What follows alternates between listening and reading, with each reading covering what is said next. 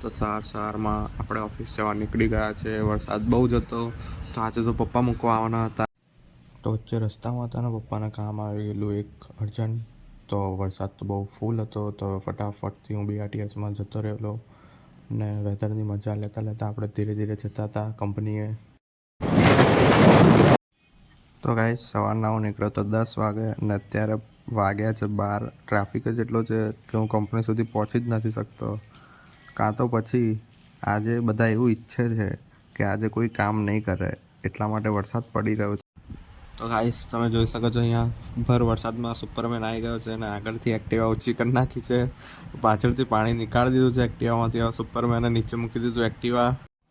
તો guys traffic બહુ ફૂલ થઈ ગયેલો તો BRTS વાળા ભાઈએ ઊભી રાખી દીધી. તો હું ફટાફટથી આગળ જતો રહ્યો. મેં એમને કીધું લાવો કે હું ચલાવી લઉં, તમે બાજુમાં બેસી જાઓ. તો એમને કીધું ના ના એવું ના હોય. તો મેં વિડીયો બનાવવાનો ચાલુ કરી દીધો. તો આગળ તમે બધા જોઈ શકો છો ઓલા ભાઈ હાથ કરે કે પતી ગયું પાણી પતી ગયું. પણ ઉપર તમે જોઈ શકો બહુ ટ્રાફિક છે માણેકબાગના બ્રિજ ઉપર. इसका कारण नरेंद्र मोदी ને આ લોકોને ઉપર જ જવું છે હજી, એટલા માટે હવે BRTS અહીંયા આ લોકોએ બંધ કરી દીધી. તો અમે શાંતિથી ટ્રાફિકમાં ઊભા હતા, ધીરે ધીરે ટ્રાફિકની હટવાની રાહ જોતા હતા. તેટલામાં જ ફટાફટ એક ભાઈ આવી ગયો અને અમને કશું કહેવા લાગ્યો. निकाल लो ना.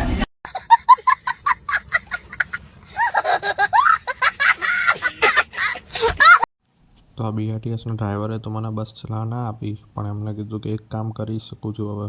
એમને ફટાફટ રિવર્સ લઈ લીધી ને હમણાં લોકોને સ્ટેશન ઉપર ઉતારી દીધા કારણ કે વરસાદ બહુ. તમે જોઈ શકો બંકો ભરાઈ ગયો છે વરસાદમાં. ફૂલ વરસાદ છે. કોઈ જોડે પ્રાઇવેટ જેટ હોય તો આ બંકાને લેવા આવા એવી વિનંતી. તો અહીંયા ફૂલ ટ્રાફિક છે. તો અહીંયા કોઈની છત્રી લઈને નીકળી પડ્યા છે આપણે. તો હવે તો મને ધીરે ધીરે એવું લાગી રહ્યું છે કે હું ગોવાના કોઈ બીચ ઉપર ઊભો છું અને હમણાં જ હું સ્વિમિંગ કરવા જતો રહીશ. હવે ઘરે જવા માટે બી કોઈ આવતું નથી, ઉબેર બી નથી આવતી. તો બહુ ટ્રાય કર્યા પછી હવે જઈને એક ઉબેર મને મળી ગઈ છે ને એ બી કંપનીએ નહીં. હવે ડાયરેક્ટ જઉં છું ઘરે. પછી બી ઉબેરવાળા ભાઈ મને એવું કહે છે કે રસ્તામાં ક્યાં બી વધારે પડતું પાણી હશે તો તમને ત્યાં ઉતારી દેવામાં આવશે. મેં કીધું આવું થોડી ચાલતું હોય ભાઈ. તો ગાઈસ ફાઇનલી હું ધીરે ધીરે કરીને ઘરે પહોંચી ગયો છું. ઘરે આવીને આખો દિવસ સૂઈ જ રહેવાનું છે હવે મારે.